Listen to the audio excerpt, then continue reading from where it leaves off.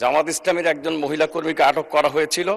জনগণের চাপে তাকে মুক্ত করা হলেও এর মাধ্যমে ফ্যাসিবাদী চরিত্রের বহিঃপ্রকাশ ঘটছে কিনা দেশবাসী প্রত্যক্ষ করছে।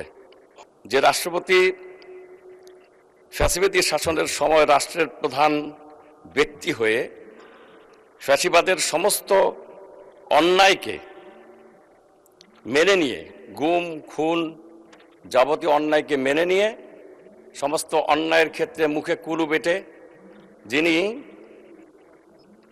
রাষ্ট্রের প্রধান হয়েও কোনো কথা বলেননি, সেই রাষ্ট্রপতিকে তার ভাষণের জন্য ধন্যবাদ জানানোর কোনো প্রশ্নই ওঠে না। মানে স্পিকার,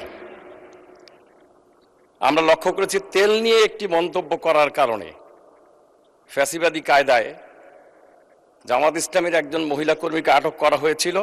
জনগণের চাপে তাকে মুক্ত করা হলেও এর মাধ্যমে ফ্যাসিবাদী চরিত্রের বহিঃপ্রকাশ ঘটছে কিনা দেশবাসী প্রত্যক্ষ করছে।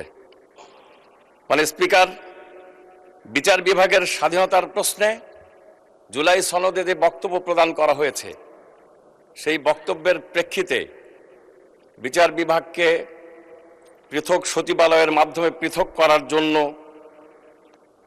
বিচার বিভাগীয় কর্মকর্তাগণ যখন তাদের মত প্রকাশ করেন, তাদের বিরুদ্ধে 28 জন বিচার বিভাগীয় কর্মকর্তার বিরুদ্ধে শোকজ করা হয়েছে, যা অত্যন্ত নিন্দনীয়। মানে স্পিকার,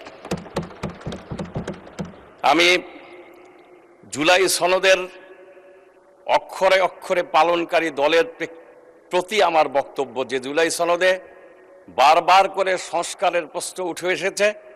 সেই জুলাই সনদকে সংস্কারের মাধ্যমে পরিপূর্ণভাবে বাস্তবায়ন করবেন এই আশাবাদ ব্যক্ত করছি।